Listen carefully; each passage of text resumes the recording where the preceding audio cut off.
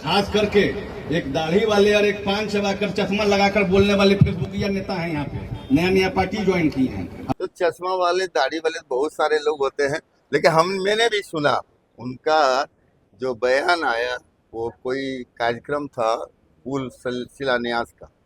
अब मंत्री होकर इस तरह का बयान देते हैं तो इसका जनता पर क्या असर पड़ा होगा, तो वहाँ की जनता से आप पूछ ही सकते हैं। लेकिन ये दुर्भाग्यपूर्ण बयान उनका था कि देखिएगा, एक चश्मा वाला है, दाढ़ी रखता है और पान खाता। तो भाई, जैसे चीजों का ब्रांड होता है ना, ब्रांड, तो मंत्री ने तो हमको ब्रांडेड मैन बना दिया कि कोई भी हमारी पहचान अगर करना चाहे तो चश्मा, पान और दाढ़ी देखेगा तो समझ लेगा जमादार सिंह है। ये तो अच्छी बात है, लेकिन ये एक सोच कैसी है। अगर चश्मा वाला है तो चश्मा तो आदमी की मजबूरी भी होती है ना। चश्मा कोई हम फिल्मी दुनिया के हीरो जैसा महंगा 1 लाख 2 लाख 5 लाख का चश्मा पहनते हैं, रंगीन चश्मा, और हम हीरो हैं। अरे हमारी ये मजबूरी है, उम्र के साथ दृष्टि दोष होता है, दृष्टि कमजोर होता है, तो हम चश्मा पहनते हैं, ये बात है। अब इसको भी वो गलत रूप में लेते हैं, तो ये दुर्भाग्य है। दाढ़ी रखता है तो भाई देखिए दुर्भाग्य इतना। दाढ़ी, अभी वर्तमान प्रधानमंत्री क्या दाढ़ी नहीं रखते? पूर्व प्रधानमंत्री चंद्रशेखर थे तो दाढ़ी वाले नहीं थे, राजनारायण दाढ़ी वाले नहीं थे, तो क्या वो लोग नंगे बदमाश गुंडे लोग हैं क्या?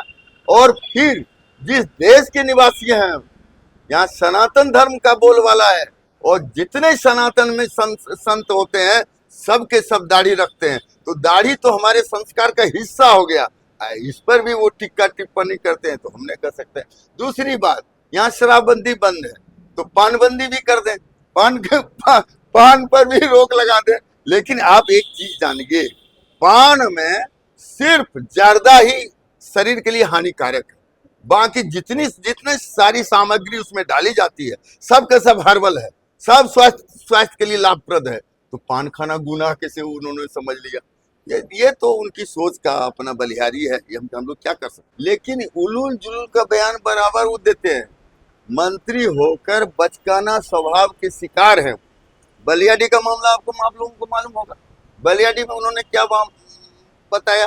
अरे भाई, आप नेता हो, या देश सेकुलर देश है, धर्म निरपेक्ष देश में सभी धर्मों का सम्मान हमें करना जानना चाहिए, हमें सीखना चाहिए, सभी धर्मों का सम्मान करेंगे। तो अब आप कहते हो कि हनुमान चालीसा पढ़ने गया तो लाइसेंस क्यों नहीं लिया, तो आज खिचड़ी कैसे, आज तो दिन दूसरा है। ये सब क्या उलझ जी? इसका मतलब ये है, क्योंकि बलियाडी के मामले में हिंदू और मुसलमान से संबंधित थोड़ा सा छोटा सा विवाद हो गया, उस विवाद का राजनीतिकरण कैसे किया जाए, राजनीतिक लाभ कैसे लिया जाए, इसलिए अल्पसंख्यकों को खुश करने के लिए तुष्टिकरण की राजनीति उनकी थी। तो भाई आप करिए, आप तुष्टिकरण करिए, उससे फायदा मिल सकता है, मिलिए। सेवा करते तो आप है नहीं, जनसेवा से कोसों दूर भागते हैं, तो आप तुष्टिकरण पर आ गए थे, तुष्टिकरण के बदौलत आप चुनाव जीत जाते हैं, तो बहुत अच्छी बात है। चलिए।